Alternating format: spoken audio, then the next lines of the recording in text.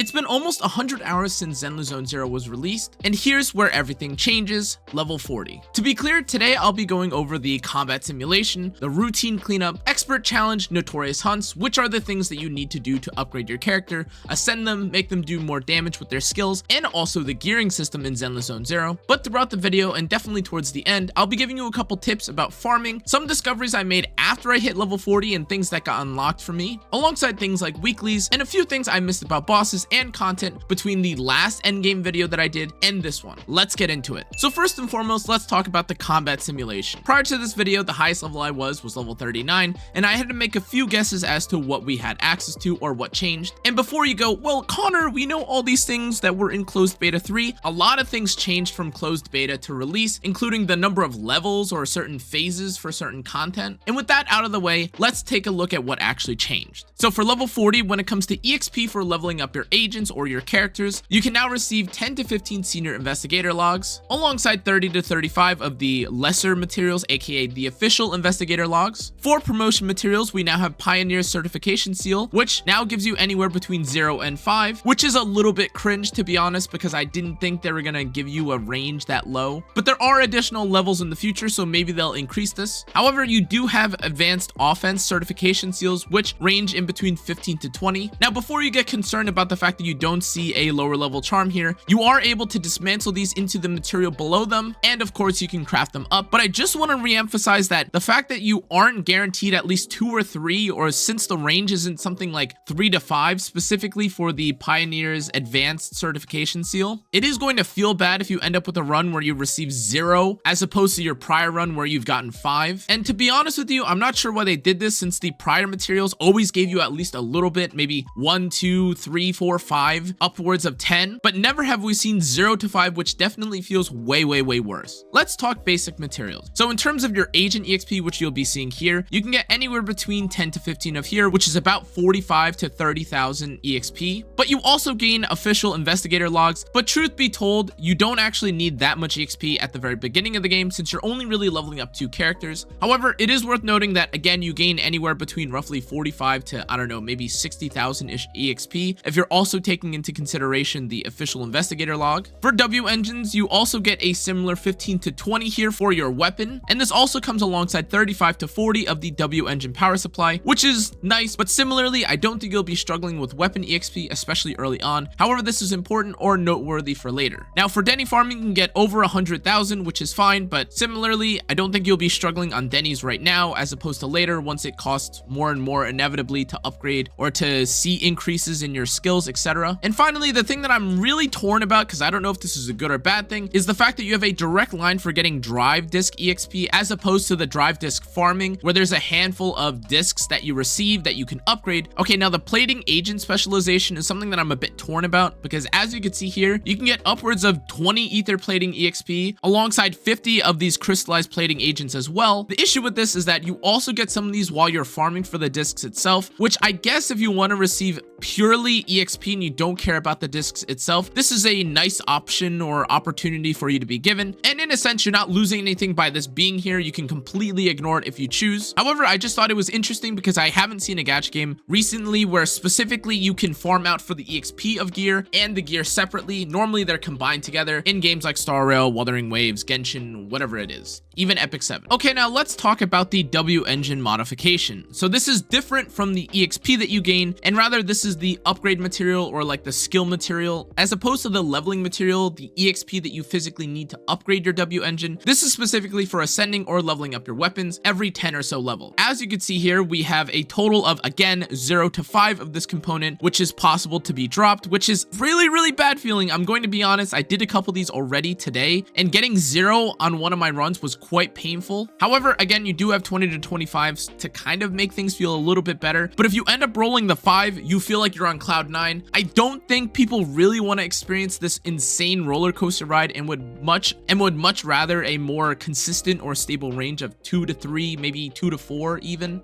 That being said, receiving 0 is just absolutely mind-boggling. However, I'm sure in the future it'll feel better, though the future is quite a distance away, especially for casual or free-to-play players. And of course, the Agent Skill EXP is no different. We're getting roughly 15 to 20 of these advanced physical chips, or whatever chip type that you like, with a chance to get either 0 or 5 of the specialized or the epic higher level tier material. Nothing different here. However, I just want to mention that this is likely going to be what you have to farm the most of, since your skills have the most upgrades that you're going to have to farm out for. And now finally, if you're curious about the custom, as you can see, you could again mix and match, and there are no longer a lower level material that you have here. As you can see, we have literally just all of the higher level materials, while also having some of the lower level materials here, 7 to 8, 6 to 7, 4 to 5, while at the top end we still have 0 to 1, 0 to 1, 0 to 1, 2 to 3, 3 to 4, which is fine. This is par for the course. Again, I don't think most people are going to actually be doing this, as opposed to drinking a coffee specialized for what activity you want to do, and then just reap the reward or get as many materials as you want specifically for that day. If you're a casual or free-to-play player, I highly recommend planning out your coffee and farming materials out for the day, since it does affect how many drops you get, and especially later. And if you get a bonus drop of, say, something like a purple or a blue, that is definitely going to feel much better than just getting an extra lower or minimal or common level material. Let's talk routine cleanups. Now, despite the other menus having the challenge level 40 thing at the top here, and you thinking that you would unlock this at level 40, you actually don't have a change to the disk drive or the farming method that you have specifically for gear quite yet at level 40. That'll come at level 45, as you can see here. And you also have to be an elite proxy to unlock this. In case you're curious, by the way, you unlock elite proxy at level 40, not to be mistaken with unlocking it at level 45. So despite this saying that you have to be level 45 and reach reputation elite proxy, they are not at the same level. Just something to note, or just a distinction in case you were curious. Now, you might be wondering then what changes at level 40, or what you can do if there's anything that improves at level 40, why people have been talking about level 40. And that's because this shop right here is your synthesizer, if you're familiar with the game like Star Rail. Okay, now as you can see from this menu, this is your synthesizer, and this is the thing that you unlock, or the thing that changes at level 40. As you might be familiar with, at level 2, you unlock this at level 35. You talk to Elfie and you give the ability to get S drives that you can reroll. However, this isn't actually worth it, and I highly recommend that you wait, especially before rerolling or upgrading anything super heavily,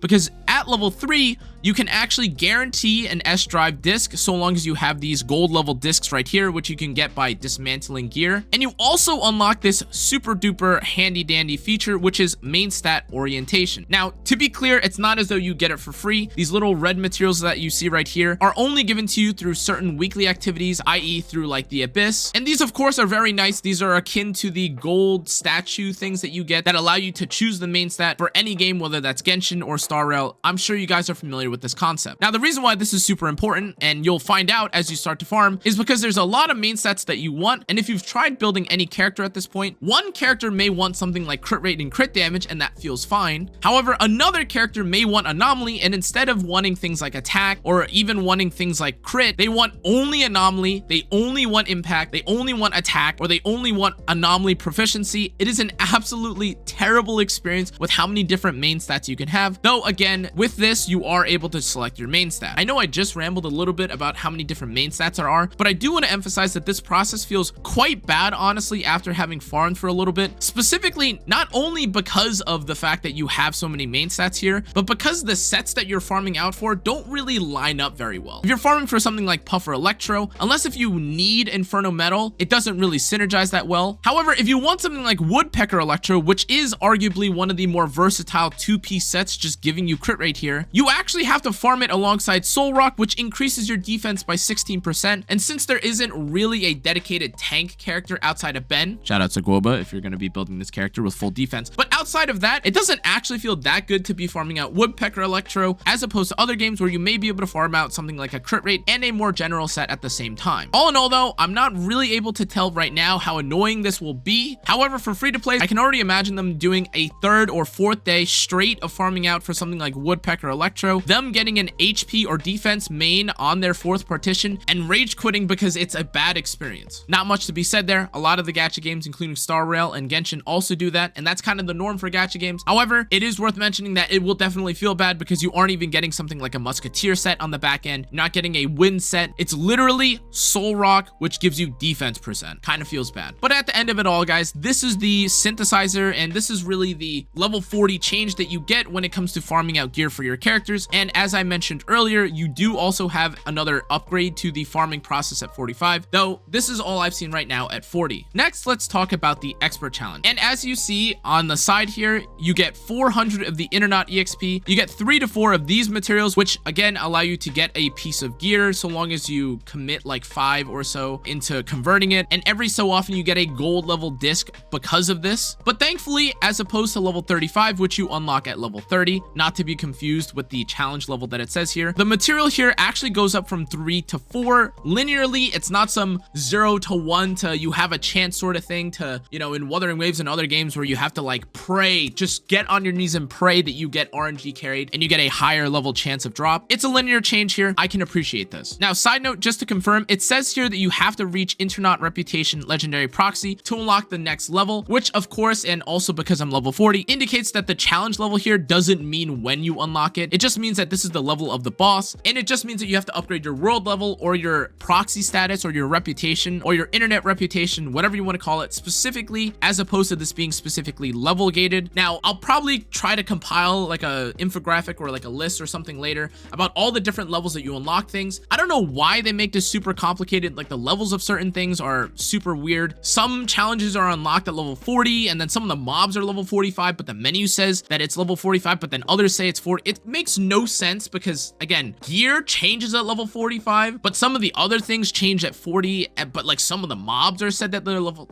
whatever, you get my point. And now finally, we have the Notorious Hunt. Now, fortunately or unfortunately, there was no difference between the level 40 and the 50 version of this fight. However, as you can see from here, you do gain an additional 9 of these noise reduction master copies, which does feel kind of good, I'll admit. In terms of the other rewards that you receive, you get some drive disc EXP and you also gain some Denny's. But as always, you only get to do this 3 times per week. Something that I also haven't seen many people talk about is that there are also challenges that you receive for doing this weekly, including things like the investigation merits, which you may be curious about what this is actually for, but they actually allow you to buy that main stat altering thing, the golden resin that you guys are probably familiar with, once you reach 2,000. So don't sleep on this and make sure to do these. And now on the topic of the Notorious Hunt, if you're curious about what you would need for that specifically, as you can see here, I gain additional crit here and I gain another level of my core passive when I get this core skill enhancement. And in order to do it, I actually have to get 3 of these ferocious scripts from the Notorious Hunt, which is going to feel bad, of course, because I don't have enough. To be honest, this is actually a huge blow. And again, what I was warning from day one, if you aren't at the point where you can get to the weeklies, I would highly recommend you get to it, because as you can see, additional crit rate is waiting for you at some of these later core skill enhancements, and I'm sure the additional damage is nice as well. So make sure to use this on the characters you're trying to invest in, regardless of what you're doing. Though I do understand if you're waiting for a character to come, or if you're trying to pity out a character, it will feel bad. However, you have until the end of the week to do this, so keep that in mind. And now, if you were also curious about this, the later levels, the level 9 to 10s of these skill enhancements, don't actually require any of these ferocious grips, which does kind of feel good for one reason and one reason only. That's because if you've played any of the other gacha games, you do end up needing some weekly material to upgrade some of the later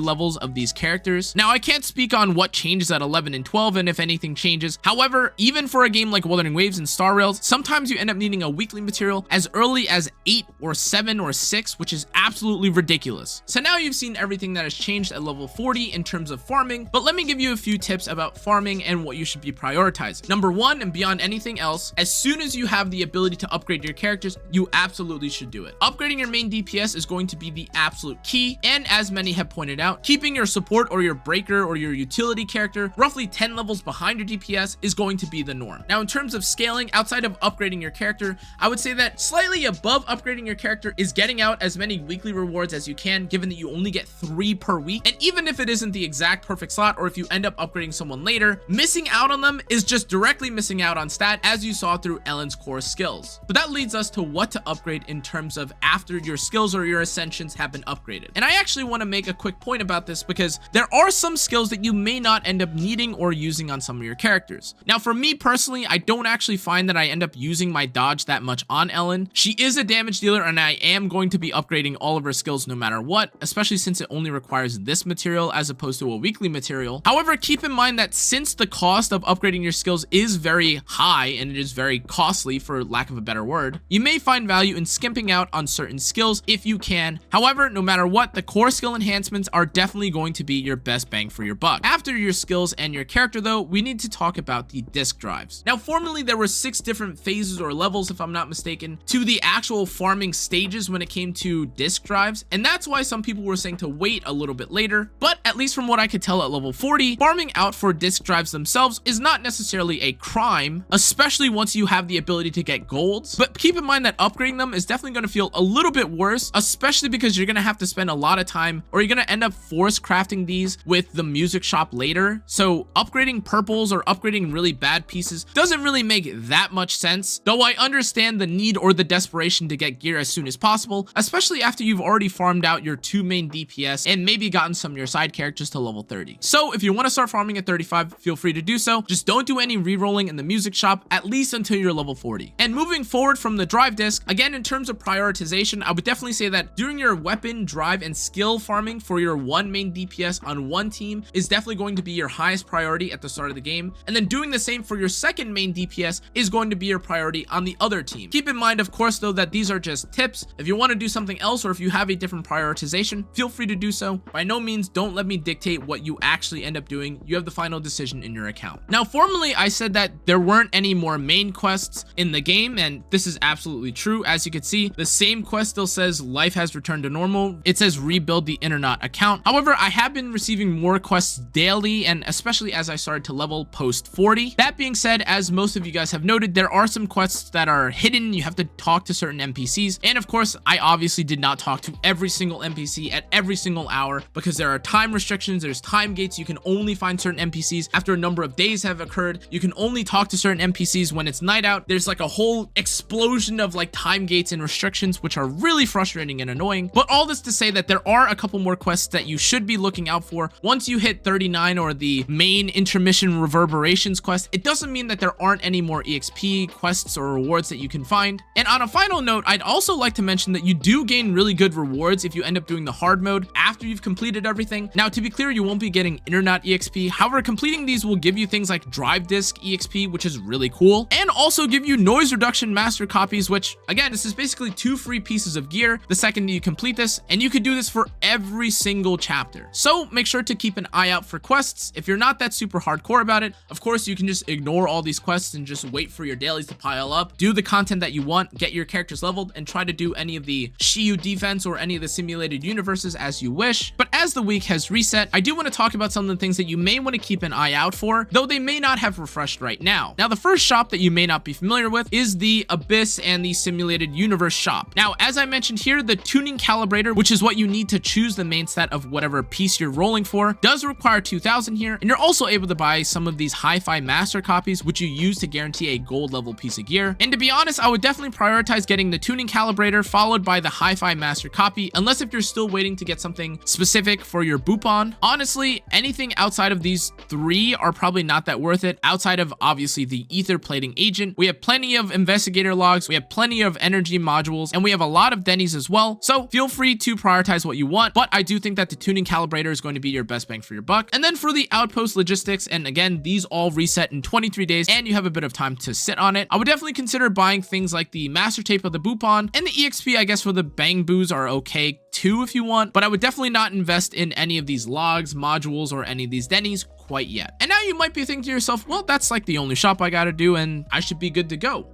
Right? Wrong, because there's actually another shop that I don't think most people were talking about or kind of looking into, which is going to be the convenience store. You've had to take photos of it, but honestly, I've never really sat there and it doesn't ask you to specifically buy anything from here. But if you take a look at the shop, this just refreshes every single week. This one, if you see right here, actually has a 6-day, 21-hour, which is basically every week, cooldown. Now, for me personally, since I do have an excess in Denny's, I'm going to be buying these because I want the materials and I'm pretty much going to need every single one of these at some some point. And this is a direct conversion of your Denny's straight to whatever free material you want. If you do have Bangbu EXP, you can also buy things like the Ether Electrolyte, which allows you to increase your Bangbu's level cap, which is fine. But keep in mind that there are also B and A rank materials here, which I'm actually seeing for the first time, and I'm absolutely losing my mind because this is a lot of this costs a lot. Oh my god. Sorry, I didn't even know that you could buy these, but this costs a lot. This is 16,000 for one. It would cost you 480,000 currency to buy out this drive disc EXP. I don't really know how to feel about this. That's quite expensive. Maybe the B rank material would be a little bit more worth it, or I guess if you're an absolute Denny millionaire, you can consider buying this. But again, maybe I'll have a conversion or like a shop where I have like a whole conversion video on this. Either way, this is another shop that you can consider looking into. I would definitely buy the C rank materials though if you can, because they're so cheap. And now finally, I do want to talk about the bosses and my experience with clearing the weekly activity, the Shiyu defense. And something that I want to mention is that although initially in like the first phase of this, I was able to get an A, going from the second to third and now even the fourth level of this Shiyu defense, I noticed that these bosses definitely hit pretty hard and their levels are scaling quite high. Some of these bosses you may be a little bit familiar with, but in all honesty, they're improved. They do a lot more damage. They hit a lot harder, and there's more of them, which does make this feel way worse. Formerly, in some of the other content you've done, especially in story, at most they're like 10 levels ahead of you, but now some of these mobs, well, prior to me being level 50, were definitely well over 20 levels ahead of me, and they hit like a truck. My Ellen was dying so much faster. And in truth, based on my experience while trying to farm out through here, and as you see here, I promise you, I had a decent amount of gear on these characters when I cleared it. It doesn't feel that good. Ellen, by no means, is struggling, and she could probably, at the very minimum, get something like an A rank, but for your other team and likely your secondary team that you have to build up, there is no team that is going to compare to the Mono Ice team, and their performance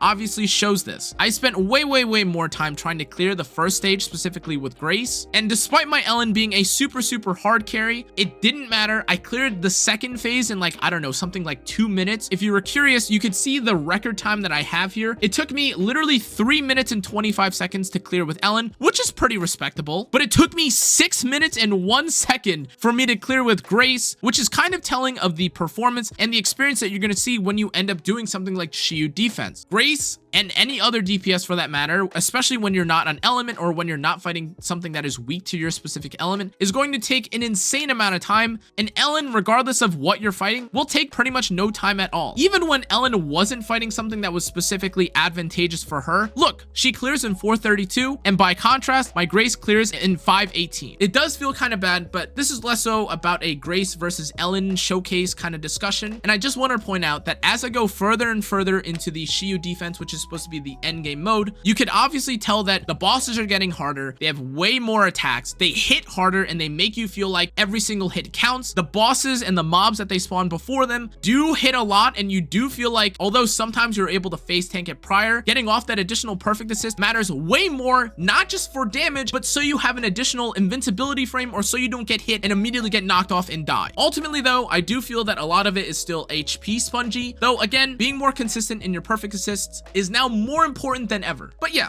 that was everything that changes at level 40 when it comes to ZenlessZoneZero. Hope you guys enjoyed. Hope you guys learned something. If you did, make sure to like, comment, turn on the notification bell, and subscribe. Thank you again for watching. If you want to let me know what you think of this video, any feedback you'd like to give to me, or any feedback that you have about the game, I'd be more than happy to look at it, discuss anything in between. Thanks again for watching, everyone. I hope you enjoyed today's content. I'll see you all in the next one. Stay safe, stay healthy. Good night.